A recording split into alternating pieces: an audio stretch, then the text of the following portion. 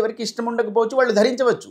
కానీ అలా కాకుండా ఎవరో నిర్బంధించారు కాబట్టి నేను వస్త్రధారణ చేసుకుంటున్నాను అన్నది తప్పంటారు. ఈ రెండు వ్యత్యాసం కదా.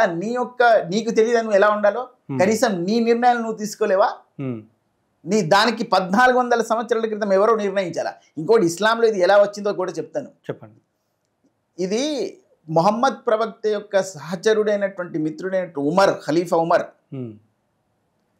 ఆయన, ఇప్పుడు నేను చెప్తే వీళ్ళకి ద్వేషం వస్తుంది కానీ సహీ బుఖారీ 146 హదీస్ ఒకటి ఉంది.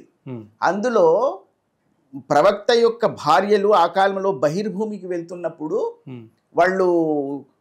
వీళ్ళు బూతు పరాచికలు ఆడేవాళ్ళు కొంతమంది. అందులో ఉమర్ ఒకరోజు, ఓ సౌదా, నిన్ను నేను గుర్తుపట్టేశాను, బహిర్భూమికి వెళ్తుంటే. ఇది ప్రవక్త సహచరులకు సరి అయినదేనా పద్ధతి? స్త్రీలు బహిర్భూమికి వెళ్తే ఈ కాలంలో ఉన్నటువంటి మన దగ్గర రౌడీ షీటర్స్ కూడా అలాంటి ప్రవర్తనలు చెయ్యరు.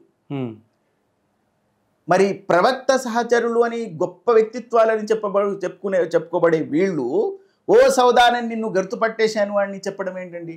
ఒక అశ్లీలమైనటువంటి సంకేతాలు ఇవ్వట్లేదా అది?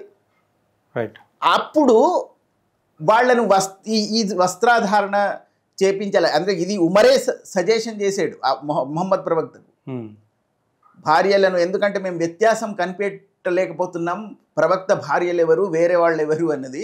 కాబట్టి స్త్రీలకు ఇది అందులో కూడా కలర్స్ ఉన్నాయి కదా.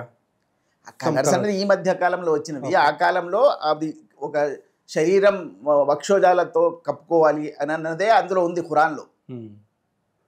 వాళ్ళు బహిర్భూమికి వెళ్ళేటప్పుడు ఎవరు అని కనిపెట్టకుండా ఉండడానికి కనిపెట్టబడినటువంటి వస్త్రధారణ అది. అంతేనా? ఆ కాలంలో అది నిజం చెప్పాలి, అందుకోసం వచ్చింది అది. అంతే తప్ప ఇంకేం లేదు, దాని తప్ప ఇంకేం లేదు అందులో. నైస్. ఎనీవే, దారాసిక్ గారు చాలా విషయాలు చెప్పారు. కొన్ని తెలుసుకోవాల్సిన విషయాలు చాలా ఉన్నాయి. అండ్ కొంతమందికి అయితే కనువిప్పు కలుగుద్దని మేము అనుకుంటున్నాం. బట్ మీరు చెప్పినటువంటి కొన్ని విషయాలు ఏదైతే ఉన్నాయి కాంట్రవర్సీకి దారి తీసేవి లాగా కూడా ఉన్నాయి. చూద్దాం, సారి మీతోటి ఒక మంచి ఇంటర్వ్యూ ప్లాన్ చేస్తాను. తప్పకుండా సార్. ఇంకొకటి, నేను చెప్పినవి అన్ని గ్రంథాల ఆధారంగానే చెప్పాను. ఏది నేను నా వ్యక్తిగతంగా కల్పించి ఏమీ చెప్పలేదు. నేను చెప్పినటువంటి అన్ని గ్రంథాల్లో ఉన్న వచనాల ఆధారంగా, వాళ్ళ చారిత్రక పుస్తకాల ఆధారంగానే చెప్పాను. నా వ్యక్తిగత అభిప్రాయాలు అందులో లేనే లేవు. దాన్ని కూడా వాళ్ళు దాన్ని నా మీద శత్రుత్వం పెంచుకుంటే దానికి ఎవరు ఏమి చేయలేదు. సూపర్. Okay, thank you. మీరు చాలా వరకు ప్రయత్నం అయితే చేశారు. Thank you so much. Thank you sir. Thank you.